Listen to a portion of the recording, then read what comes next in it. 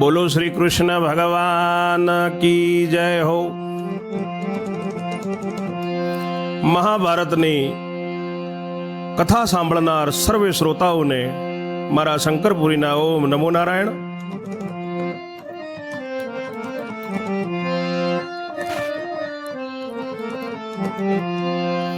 શ્રોતાજનો, આપણે 44મા કડવામાં ગુરુ રુદન કરતા હતા ત્યાં સુધી જોયું હતું, અને વડલા હેઠે બધા બેઠા છે ને એમની પરીક્ષા છે ત્યાં સુધી આવ્યા હતા, અને ગુરુ કૌરવોએ ગુરુને જવાનું કીધું છે। હવે આગળ જોઈએ। અને પછી અર્જુને ધર્મરાજ જોડે આજ્ઞા માગી હતી ઊભા થવાની, ગુરુની ઇજ્જત જાય છે એટલે બ્રાહ્મણનું દુઃખ જોઈને અર્જુનને આજ્ઞા આપી હતી ધર્મરાજાએ। હવે આગળ આપણે 45મા કડવામાં જોશું। વૈષમ પાયે એણી પેર બોલ્યા સુણ જન્મે જય રાય।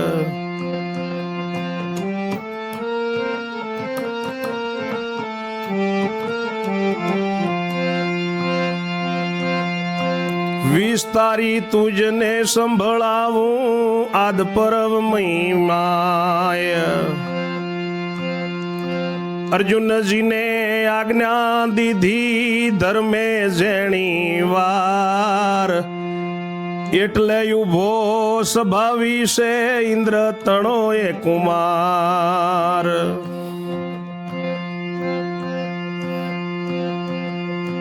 ગુરુને નમસ્કાર કીધા આજ્ઞા દો મહારાજ, તમારે ઓટલે બેસી ભણ્યો છું પ્રભુ કરાવશે કાજ।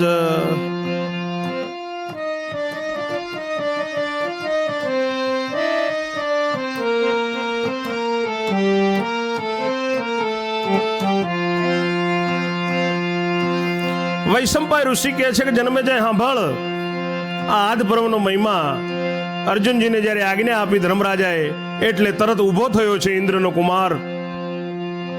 ગુરુજીને નમસ્કાર કર્યા છે, પ્રણામ કર્યા છે કે હે ગુરુદેવ, તમારા ઓટલા ઉપર બેસીને હું ભણ્યો છું, એટલે મારો પ્રભુ જરૂર કાર્ય કરાવશે।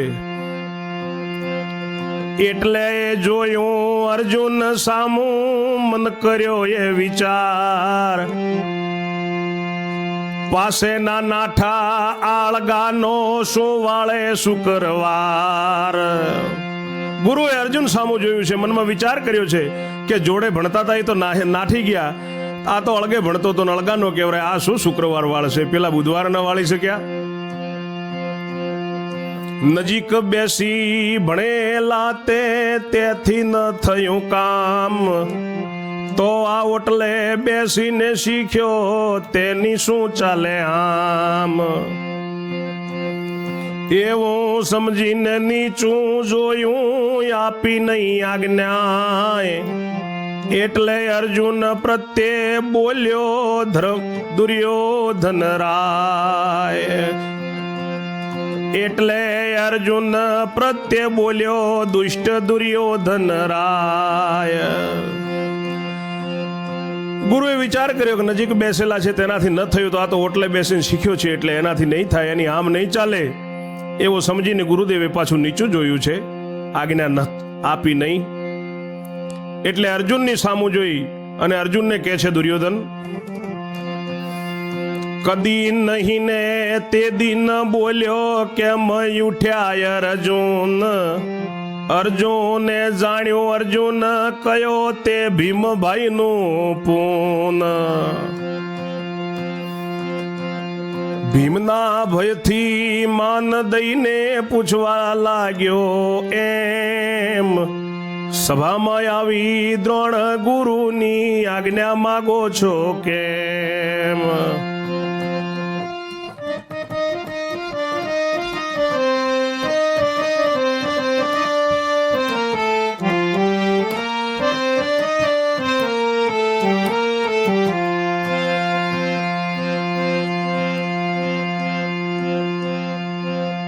દુર્યોધન બોલ્યો છે, કેમ ઉઠ્યા અર્જુન? અર્જુને મનમાં વિચાર કર્યો છે કે મને આજે અર્જુન કહ્યો આ ભીમભાઈનું પુણ્ય છે, ભીમના ભયથી ભીમના ડરથી મને માન દઈને બોલાયો છે, અને પાછો દુર્યોધન પૂછે છે કે દ્રોણ ગુરુની કેમ આજ્ઞા માગો છો? પણ એ બધો ભીમનો ડર છે એટલે એવી રીતે પૂછે છે.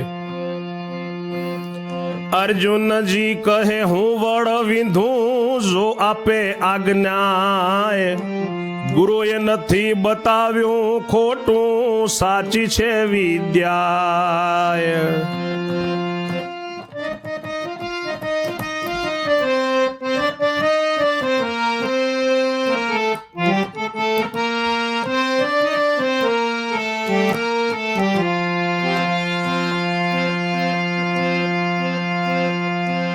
અર્જુન કહે છે કે જો ગુરુ આજ્ઞા આપે ને તો હું વડ વિંધું.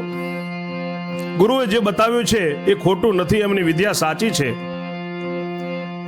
પાપી કહે તમે બહુ ડાયા, કામ કરો તો સાચા, છેટે બેઠેલાથી કામ થવાનું, કને બેઠેલા કાચા. તે કરતા આજ્ઞાએ અપાવું, તે પછી આ યુદ્ધ ધરવું, તે છતાં કારજ થાય નહીં તો તમારે શું કરવું?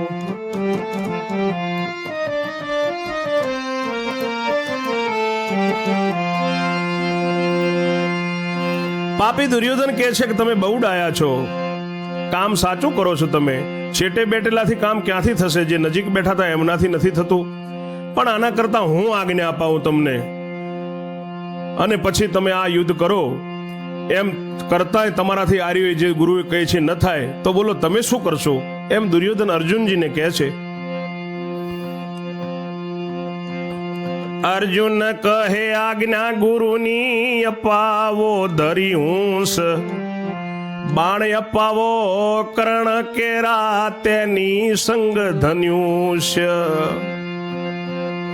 એટલું અપાવો મુજને તો કારજ મારે કરવું, તેમ છતાં કામ થાય નહીં તો જે કહો તે શીશ ધરવું. અર્જુન કહે છે કે ભાઈ જો ગુરુની તમે આજ્ઞા અપાવતા હો અને કર્ણના બાણ અને ધનુષ્ય અપાવતા હો એનું એટલું જો તમે મને અપાવો તો હું આ કાર્ય કરીશ, ને તેમ છતાંય કામ નહીં થાય તો તમે જે કહો તે કરીશ, શીશ પણ આપીશ, આપવા માટે તૈયાર છું. એવું અર્જુનજી બોલ્યા છે.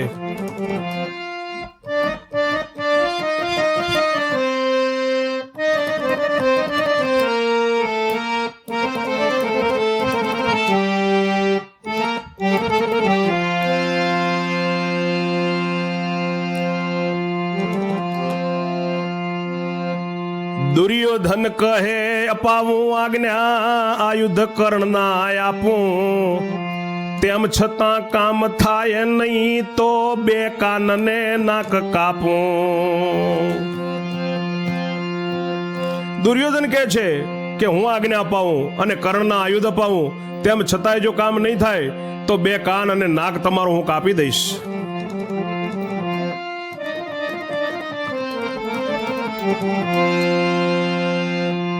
અર્જુનજી કહે કબૂલ મારે, બે કાનને નાક કાપો.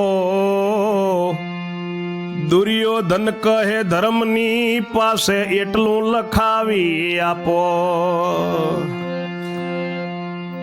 અર્જુનજી કહ્યું કે મારે કબૂલ છે. ત્યારે દુર્યોધન કહે છે કે ધર્મરાજની જોડે એટલું લખાણ લખાઈ દો ભાઈ. એટલે અર્જુન ધર્મ પ્રત્યે નમીને બોલ્યો એમ.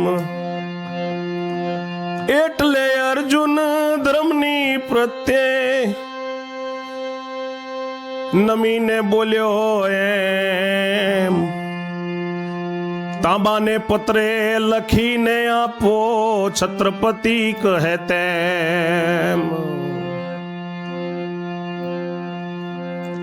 ધર્મ કહે વીરા મારા ક્યાં મુમતે ચડી મતી, શરત કરીને કામ ન કરવું શિરપાવ લેવો નથી. આપણ તો બ્રાહ્મણને માટે ઊભા થયા કામ કરવા. અર્જુન કહે નહીં લખી આપો તો પ્રાણ મારે પર હરવા. અર્જુન ધર્મરાજની પ્રત્યે નમીને બોલ્યા કે તાંબાના પત્રે લખી આપો આ. જેમ દુર્યોધન છત્રપતિ કહે છે એમ ત્યારે ધર્મરાજ કહે છે કે વીરા મારા, તને ક્યાંથી આ મોમત ચડી છે? મને તો મોમત દેખાય છે. શરત કરીને કામ ન કરાય અર્જુન. આપણે કઈ શિરપાવ નથી લેવો મારા ભાઈ.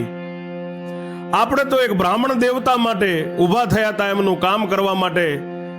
અર્જુન કહે મારા ભાઈ ધર્મરાજ, જો તમે લખીને મને નહીં આપો તો હું મારો પ્રાણ આપી દઈશ, પ્રાણ છોડી દઈશ, શરીર તજી દઈશ ભાઈ.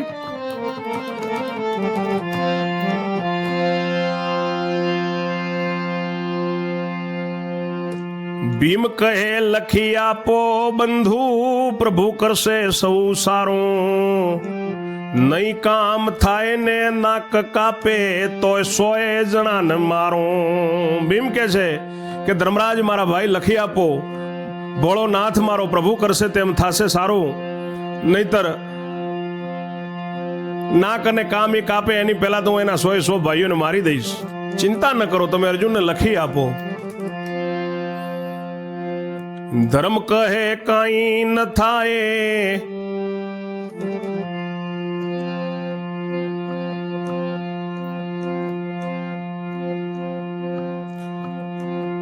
ધર્મ કહે કાંઈ ન થાય, મારી વધેલી વાણ. તે લેખથી ઉલટો તું ચાલે, કાઢું મારા પ્રાણ. ધર્મરાજ કહે છે ભીમને કે કાંઈ ન થાય મારા લખેલા પછી, જો તું ઉલટો ચાલે તો મારો પ્રાણ કાઢી નાખું. હું લખી આપું એટલે વાત પતી જાય ભીમ. અરે અર્જુન કહે મારા કપાસે તમારે શાસન તાપો. ઉઠેલો હવે હેઠો ન બેસું, દસ્તાવેજ લખી આપો. અર્જુન કહે છે કે ભાઈ નાક અને કાન કપાસે તો મારા કપાસે, તમે કેમ બે ભાઈ વડો છો? હવે ઉઠેલો હું નીચે ન બેસું અને તમે દસ્તાવેજ લખી આપો ભાઈ. એટલે ધર્મે પત્ર લીધું, લખી આપ્યું તે ઠામ. અર્જુન કહે ગુરુ પ્રતાપે ઈશ્વર કરાવશે કામ. એટલે ધર્મરાજાએ તાંબાનું પત્ર લીધું છે, પ્રભુને યાદ કર્યા છે ને જે દુર્યોધન કહ્યું એ લખી આપ્યું છે. અર્જુનજી કહે છે કે ભાઈ ગુરુ પ્રતાપે મારો ધણી ઈશ્વર કરાવશે, એમ તમે ચિંતા ન કરતા. એમ કહીને રાજી થઈ દીધો દસ્તાવેજ.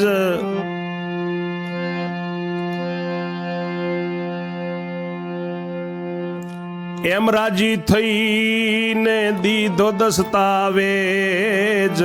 જુએ સભાનો સાથ, બધા સતવાદીએ સોંપી દીધો દુર્યોધનને હાથ.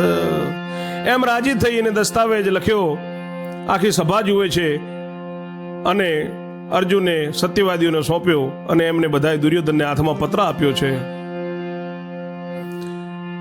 દુર્યોધન કહે મામા મારા પત્ર કરો રે ઠેકાણે.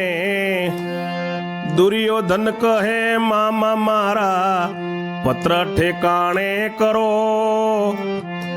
અર્જુન ના નાક કાન કાપવા ઘસીને મૂકજો છરો.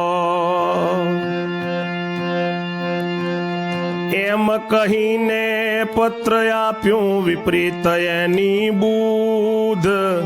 કર્ણથી કનેથી અપ્યાવ્યા અર્જુનને આયુધ.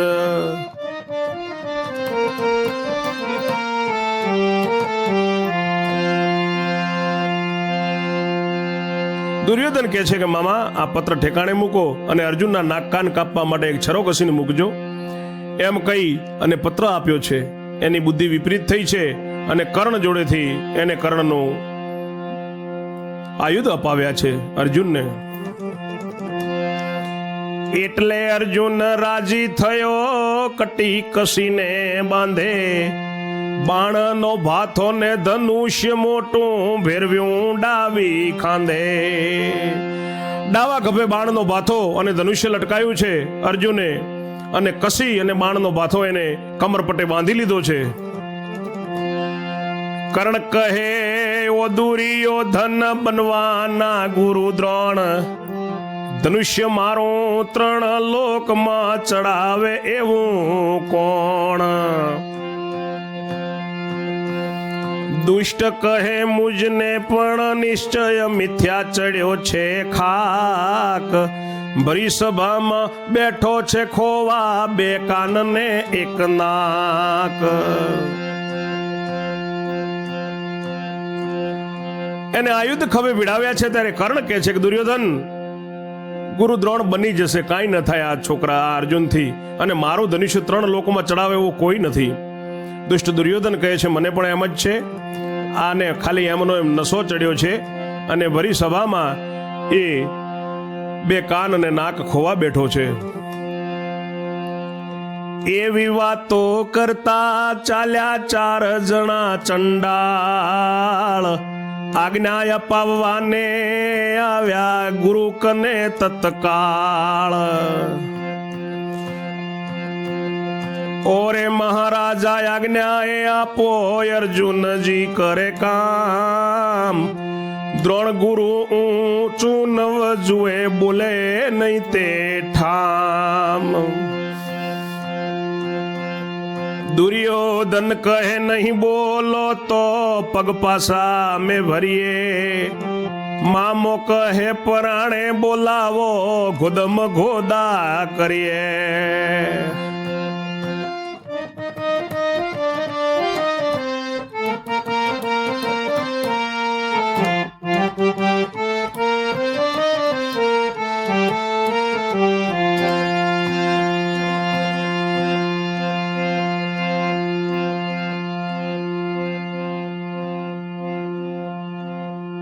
ચારે 4 આ ચંડાળો આજ્ઞા અપાવવા માટે ગુરુ જોડે આવ્યા છે. દુર્યોધન, કર્ણ, શકુની અને દુશાસન એ એમની ચંડાળ ચોકડી છે. ગુરુને કહે છે કે મહારાજ આજ્ઞા આપો, અર્જુનજી એ કામ કરે એની તમે એને આજ્ઞા આપો. દ્રોણ ગુરુ ઊંચું નથી જોતા, કાંઈ બોલતા નથી.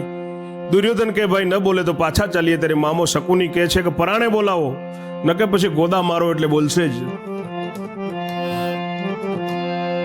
કર્ણ કહે આજ્ઞા આપો રે દ્રોણાચાર્ય, એટલે ગોદો મારીને બોલ્યો અંધતણો એ કુમાર. એટલે ગોદો ઘાલ્યો મામાએ વચન રાયનું થાપો, થશે તો થશે નહીં તો રહેશે, આજ્ઞા તમે આપો. એટલે હલાવ્યા દુશાસને આપી દો આજ્ઞા, તવ ગુરુ ગભરાણા ઘણા વિચાર્યું મનમાં. અર્જુન નથી કદી કામ ન બને તો વેણ મારું જાય, એમ જાણી આજ્ઞા ન આપું તો ઘણી ગોદમ ગોદા થાય.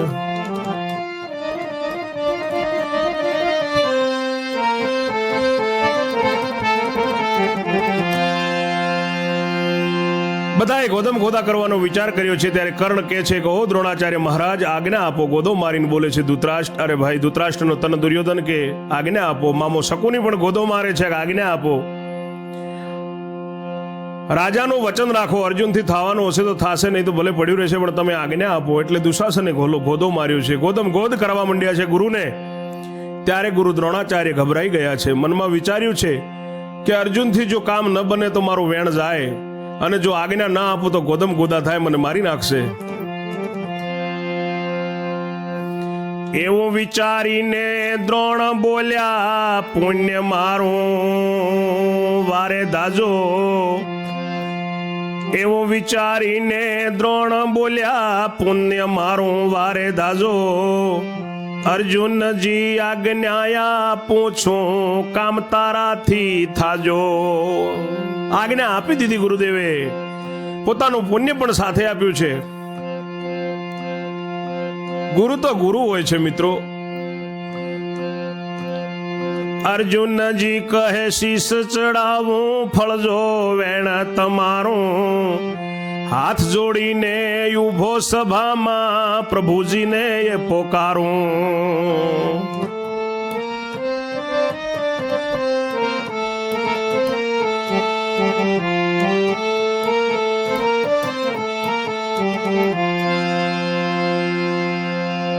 અર્જુનને જ્યારે આજ્ઞા આપી છે ત્યારે અર્જુન કહે છે, ગુરુદેવ હું શીશ ચડાવું છું તમને, અને તમારું વેણ ફળજો. હાથ જોડીને સભામાં ઊભો થઈને પ્રભુને પોકારવાનું ચાલુ કર્યું છે.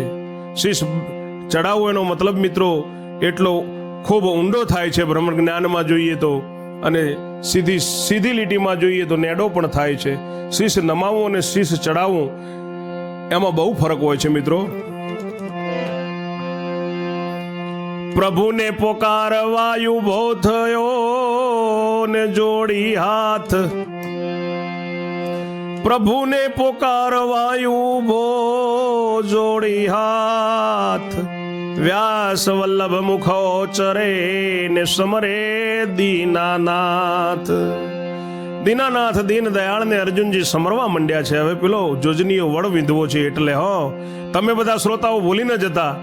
આ કથા ચાલે છે અત્યારે મહાભારતની આદ પર્વની, એમાંય જોજનીય વડલે આજે કૌરવોની પરીક્ષા છે. મહાભારતની અંદર આનો પણ ટોપિકમાં ઉલ્લેખ આવે છે કે આદ પર્વની અંદર ક્યાંથી શરૂઆત થઈ, તો કે જોજનીય વડલે થઈ. બોલીએ શ્રી કૃષ્ણ ભગવાન કી જય. આપણે હવે આગળ 46મા કડવામાં જોશું. ત્યાં સુધી સર્વે મિત્રોને, સર્વે શ્રોતાજનોને મારા શંકરપુરીના ઓમ નમો નારાયણ. જય જય શ્રી રણછોડ.